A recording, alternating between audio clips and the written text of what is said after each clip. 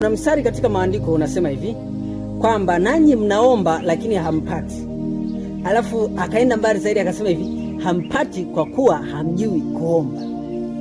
Now listen. Tulia. Nataka nikufafanulie kitu hapo kwamba issue sio kwamba haujui nini cha kuomba. Yaani you know exactly kwamba nataka niombe 1 2 3. Ndio maana hata kuna watu wako smart.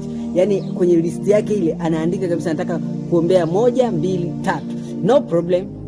But maandiko yanasema hivi, tatizo sio kwamba hatujui nini cha kuomba, wala shida sio kwamba hatujui tuombe lini na saa ngapi au tuombe kwa nani.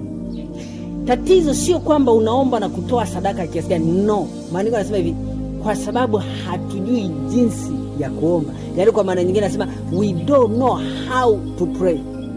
Not which. Inasema we don't know how, yani hatujui jinsi ya kuomba. Neno hatujui jinsi maana yake kuna principle au kuna formula fulani ambayo unatakiwa kuiomba ili ukiomba maombi yako yajibiwe. Huwezi amini kuna watu leo wana mwaka wa 10 kanisani huwa wanaomba na maombi yao hayajibiwi. Now listen, I want to tell you something. Kuna principle fulani ambayo lazima uitumie katika kuomba. Are we together?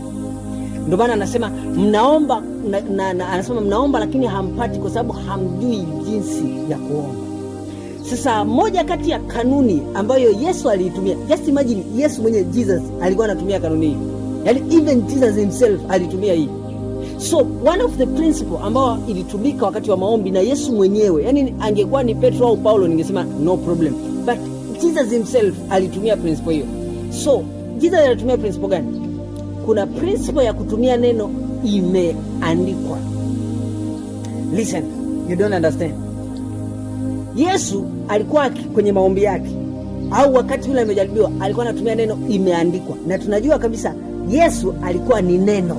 Maana anasema hivi, hapa mwanzo kulikuwepo na neno, naye neno alikuwa ni Mungu. Lakini hiyo neno akafanyika mwili akaja kwetu. You know neno Emmanuel maana yake ni Mungu aliyefanyika mwili, ni Kristo aliye ndani ya mwili akaja kwetu sisi. Lakini angalia, licha kwamba Yesu amekuja kwetu sisi, lakini bado yeye wakati wa kuomba alitumia neno imeandikwa. So I hear the principle. Kwa nini Yesu anatumia neno imeandikwa? Maana yake kuna principle ipo ndani ya neno. Yaani kuna kitu kimejificha kwenye neno imeandikwa. So what? Kesho ni Ijumaa na tulikubaliana kesho kwamba kesho kila Ijumaa tutakuwa tunafunga. Listen, hii sio dini. Kumbuka tulikaa tuna watu mbalimbali. Hii ni nchi, yani wote Arusha,